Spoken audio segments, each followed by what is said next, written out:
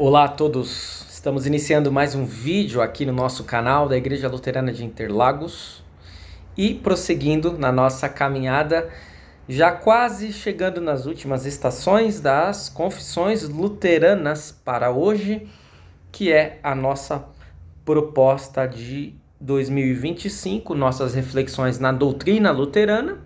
Já estudamos o livro de Concórdia inteiro e agora estamos estudando aquela parte final, digamos assim, que não está no livro de Concórdia, que a gente trouxe como algo mais para a atualidade, como um anexo. E hoje nós queremos estudar a seguinte questão, que está aí no título: os luteranos estão em cima do muro? Os luteranos estão em cima do muro? Vamos refletir então sobre essa questão? De modo geral, quando nós falamos que alguém está em cima do muro, significa que essa pessoa ela não está se posicionando, ou pelo menos ela não está se declarando nem de um lado, nem de outro lado. Muitas vezes, tal afirmação ela pode ser vista de uma forma pejorativa, não em todas as vezes, mas muitas vezes sim.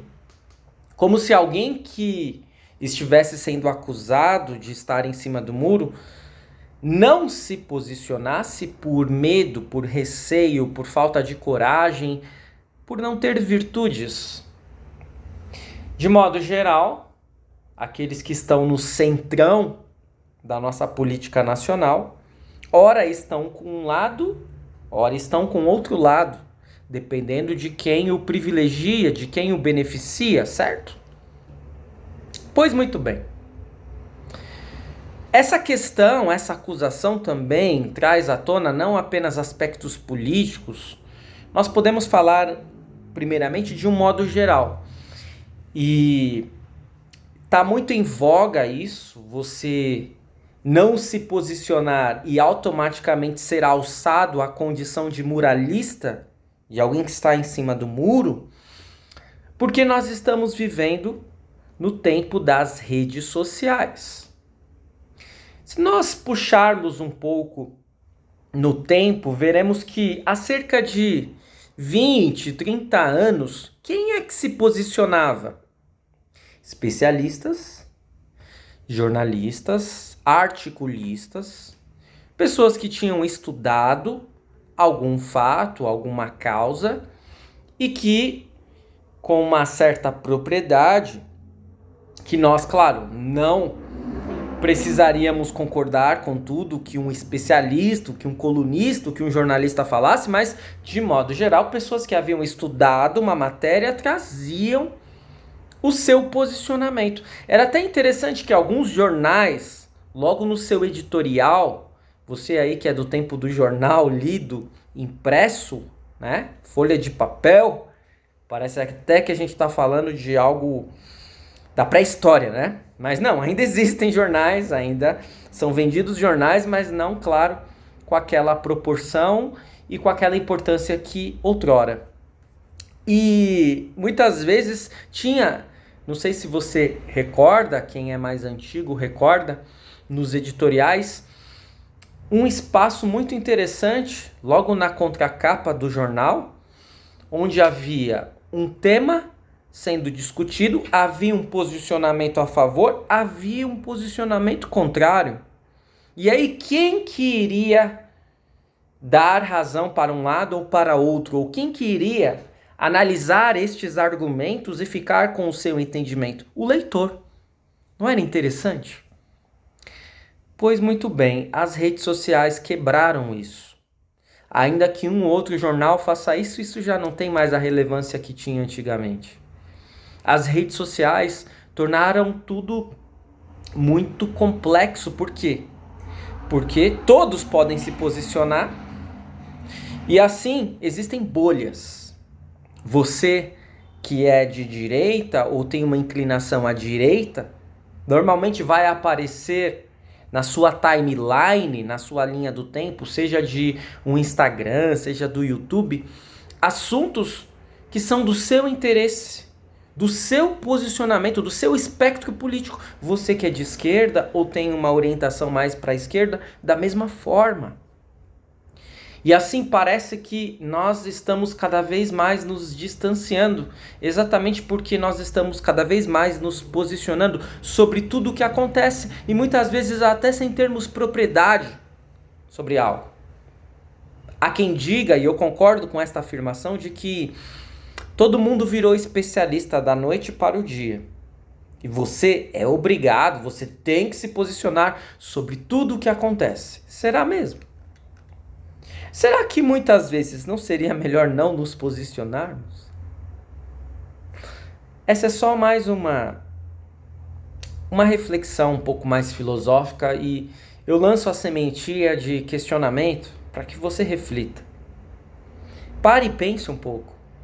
Recentemente algumas pessoas têm comentado nos vídeos, poucas pessoas, esses vídeos, eu tenho consciência, eles são pouco visualizados e não tem problema, eu continuo aqui fazendo trabalho com muito carinho por aqueles que acompanham.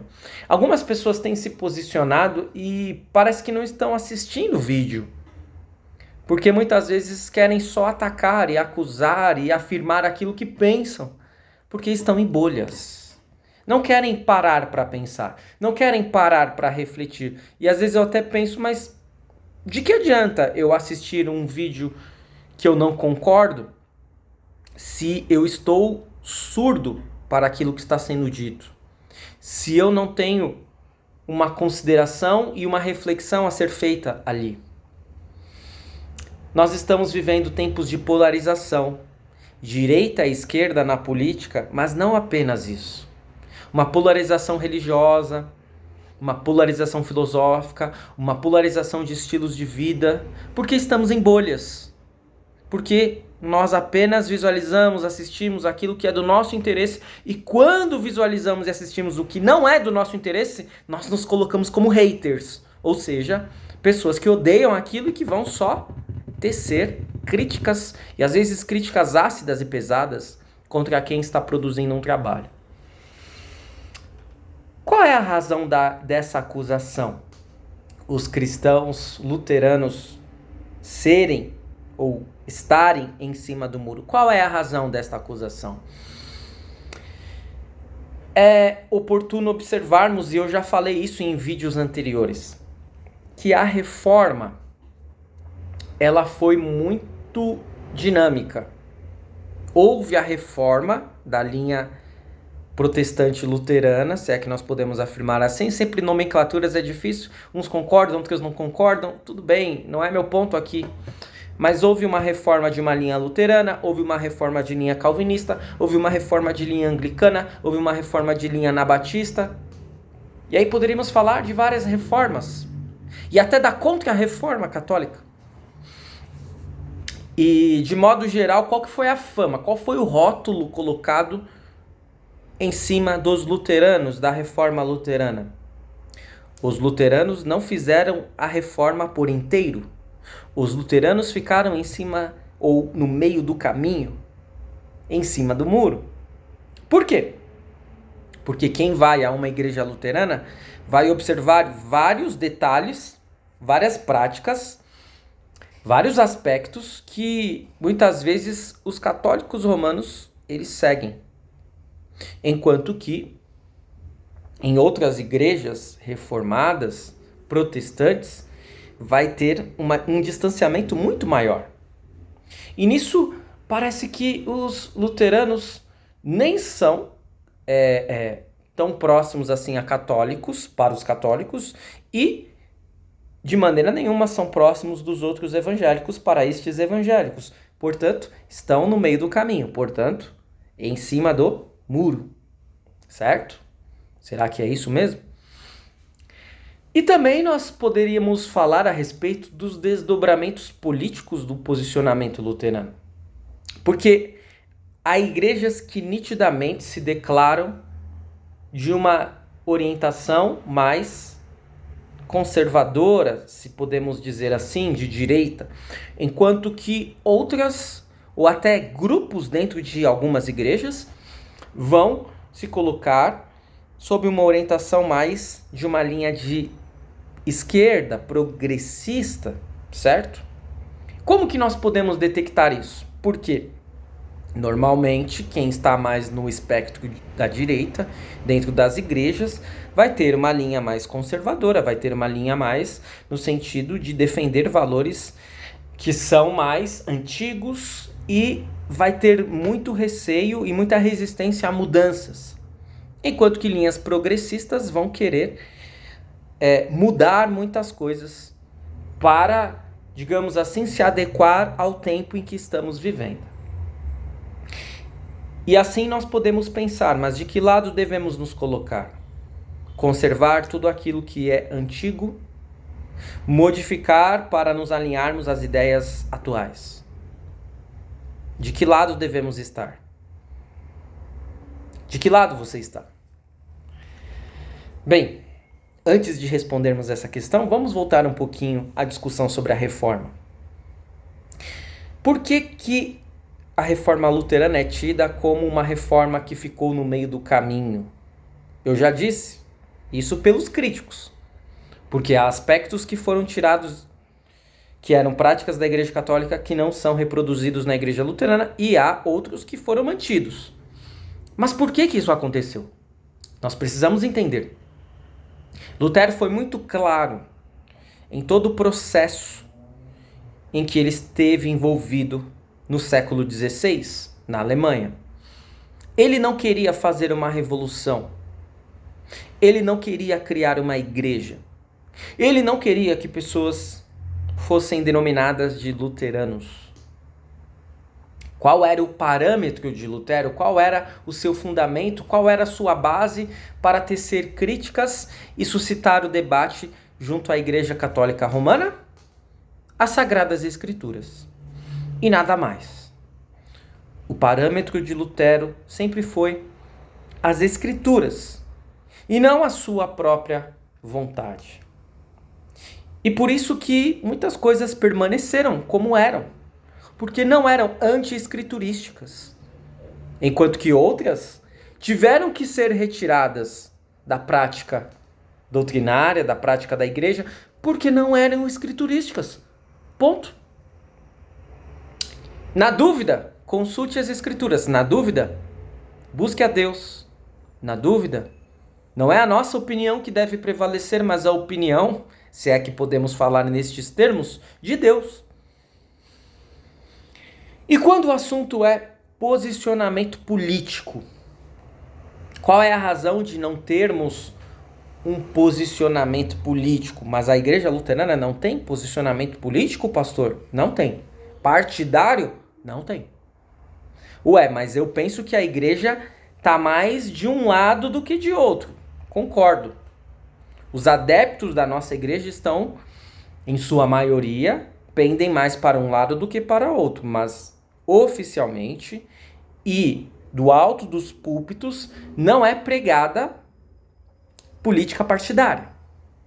Aliás, existe no regimento dos pastores, na ética pastoral, uma vedação, uma proibição a pastores defenderem política partidária, ideológica. Eles não podem, nós não podemos fazer isso. E eu acho isso muito salutar, muito apropriado. E por que isso acontece? Em primeiro lugar, porque todo e qualquer posicionamento político, partidário, é humano. E mesmo que alguns esbarrem em princípios bíblicos, eles não adotam apenas princípios bíblicos. Eles estão muitas vezes revestidos de vontade humana, e a vontade humana, ela está totalmente inclinada para o mal. Um segundo ponto.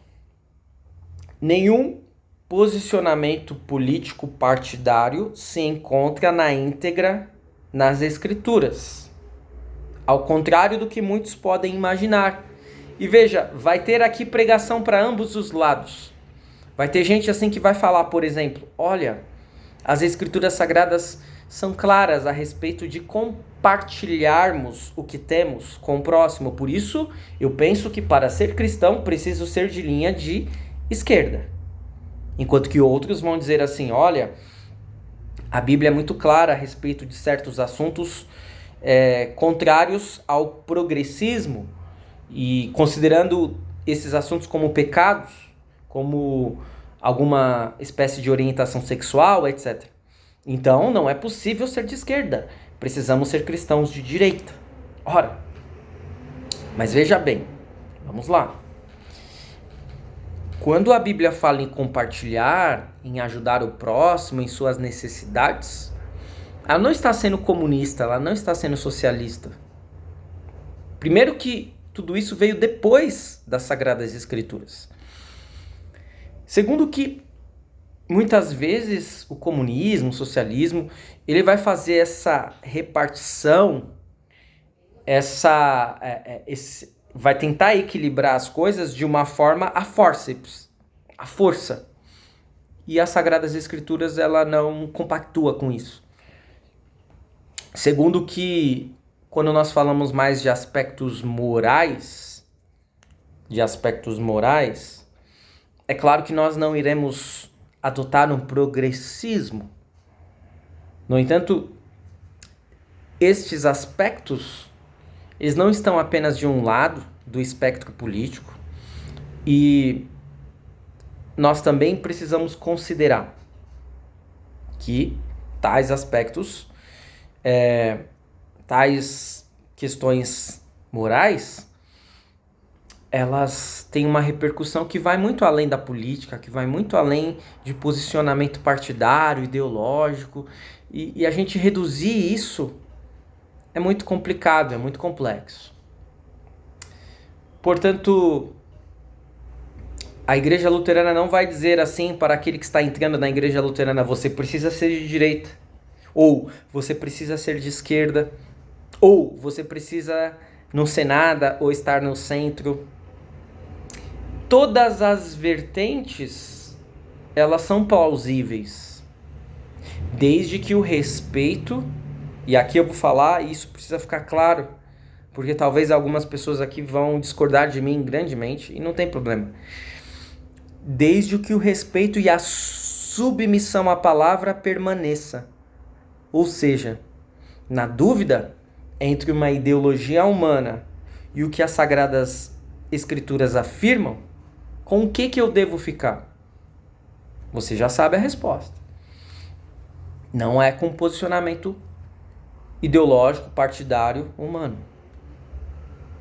E assim, deste modo, o cristão que adota as Escrituras Sagradas como regra, ele não irá abraçar uma ideologia humana de uma forma acrítica. Por quê? Ele até pode concordar com posicionamentos do espectro de esquerda, mas ele vai discordar de outros. Ele até pode concordar com os posicionamentos do espectro de direita, mas ele vai discordar de outros. Ele não vai abraçar o pacote por completo. Às vezes ele vai concordar com coisas que a esquerda fala e ao mesmo tempo ele vai concordar com coisas que a direita fala. Isso não significa estar em cima do muro, isso significa ter uma coerência com as Sagradas Escrituras, com o posicionamento cristão. E por último, nós precisamos dizer que os luteranos, eles apoiam um envolvimento dos cristãos na política. Nós não proibimos ninguém de se filiar a um partido. Nós não proibimos ninguém de se candidatar em um cargo político, em um cargo público. Os pastores têm uma vedação de não pregarem isso no púlpito, mas os próprios pastores também têm os seus posicionamentos, que é recomendável que eles guardem para eles, porque isso pode atrapalhar no evangelismo, na ação social. A verdade é que nós, como pastores e todos os cristãos, precisamos orar pelos seus governantes, seja ele de qual espectro político for. Às vezes eu votei em alguém que não ganhou, aí eu vou deixar de orar por aquele que está investido no cargo, porque eu não gostei dele ter ganho, vou orar a Deus pedindo pelo mal dele para que seja um governo ruim. Mas aí quem é que vai perder? Só aquele governante? Ou toda a coletividade? Os luteranos não se opõem ao envolvimento político. Os anabatistas, e aqui não confunda, por favor, anabatista com batista, os anabatistas é que não apoiavam o envolvimento do cristão na política, e muitos grupos religiosos sectários hoje que herdam esse entendimento também não apoiam. Existe uma diferença entre o reino da mão direita e o reino da mão esquerda, mas ambos os reinos são de Deus. No reino da mão direita está a igreja, no reino da mão esquerda está a sociedade. Mas Deus governa em ambos os reinos, de diferentes formas. Por isso que a igreja não deve estar misturada com os governos. Ela pode orar pelos governantes, ela pode pedir por um bom governo, mas ela não deve estar misturada, porque aí existe uma promiscuidade muito perigosa. E aí o que pode acontecer? Um pastor pode querer, na verdade, se preocupar mais com aspectos da política e deixar de lado os aspectos do reino. Um governante pode se preocupar mais em agradar, em beneficiar uma igreja, do que em se preocupar com toda a coletividade. Se mais cristãos estiverem envolvidos na política de forma correta, governando de uma forma honesta e para todos, independentemente de partidos, de ideologias e de igrejas, o nosso mundo será um lugar muito melhor. Mas é sempre bom lembrarmos, não devemos depender apenas da igreja, aliás, não devemos depender apenas da política para fazermos do mundo um lugar melhor. Nós podemos arregaçar as nossas mangas em vários âmbitos, não apenas na política. O meu posicionamento pessoal eu guardo para mim. Eu tenho uma inclinação que não precisa ser pública, mas eu preciso pregar a palavra. Eu preciso levar Cristo para todos. E é claro que neutro ninguém é. Todos têm os seus vieses, todos têm os seus posicionamentos, mas devemos respeitar o posicionamento contrário. Como veredito final, os luteranos não estão em cima do muro, nem na reforma ficaram em cima do muro e tampouco na política. Se posicionar não significa abraçar um lado e ignorar todos os problemas que existem neste lado. Se posicionar, muitas vezes, implicará em ser coerente, em às vezes concordar com um lado, às vezes concordar com o outro, fazer um juízo de ponderação, ter discernimento, mas no final das contas ficar mesmo com a vontade de Deus, com a palavra de Deus, que essa, de fato, não falha. Essa não tem erros e nós podemos confiar. Espero que este vídeo tenha sido de proveito para você. Continue seguindo o nosso canal e até o nosso próximo vídeo. Curta, comente e compartilhe. Até a próxima.